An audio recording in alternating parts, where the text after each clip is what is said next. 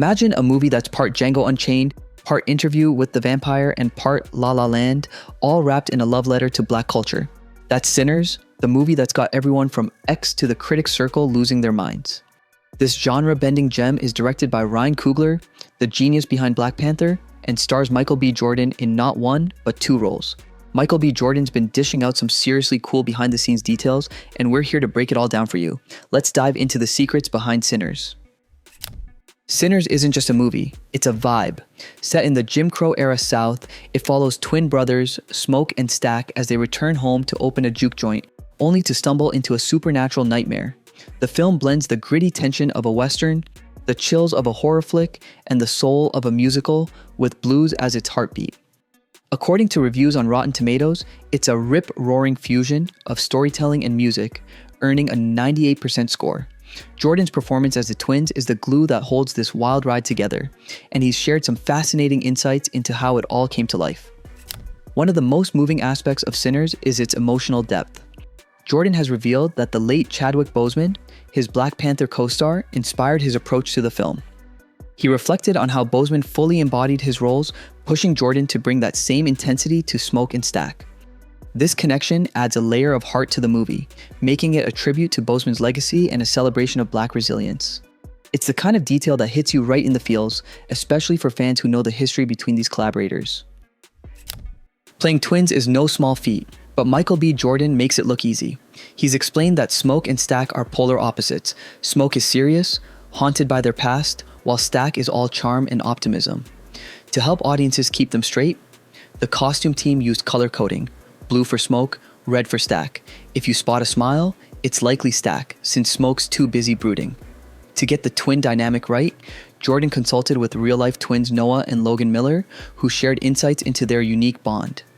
Apparently, these guys were so in sync they even shared a phone, leaving everyone guessing who was on the other end. That real-world connection helped Jordan craft a believable brotherly relationship that's both heartfelt and hilarious. Let's talk about Sammy's guitar, because it's way more than a prop. Early in the film, it's hinted that this guitar belonged to Charlie Patton, the father of Delta blues, giving it a mythic vibe. But then comes the twist. It's actually the twins' father's guitar, tying it to their personal legacy. As noted in reviews, this instrument symbolizes the power of Black music to heal, unite, and carry history across generations. There's a jaw-dropping scene where Sammy, played by newcomer Miles Caton, plays the guitar, and the visuals shift from 1930s blues to African dancers, modern DJs, and even a twerking clubgoer. It's a love letter to Black music's evolution. And when Sammy uses the guitar to take down a vampire, it's a powerful statement about art fighting back against exploitation. Speaking of vampires, these aren't your sparkly Twilight types. In Sinners, they're a chilling metaphor for colonizers, drawn to the vitality of Black culture but eager to control it. The head vampire, Remick, played by a terrifying Jack O'Connell, tries to strike a deal, hand over Sammy and his musical gift, and everyone else gets to live.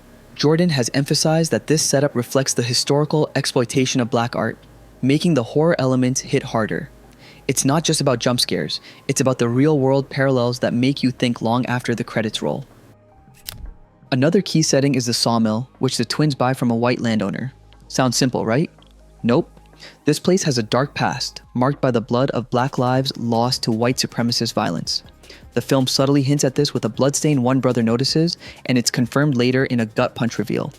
The sawmill is cursed twice over, first by its violent history, then by the vampires who bring a new wave of destruction. It's a stark reminder of the layered trauma embedded in the South's history, and it adds serious weight to the story. The church is another heavy hitter in Sinners, serving as both a sanctuary and a source of conflict. It bookends the film, opening and closing with scenes that set the tone.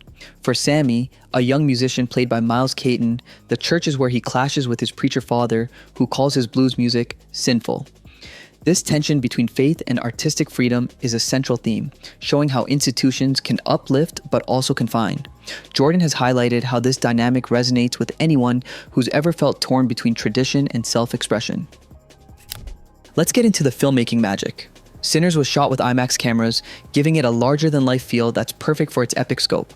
One standout scene is the juke joint performance, where Sammy's blues summon spirits from across time.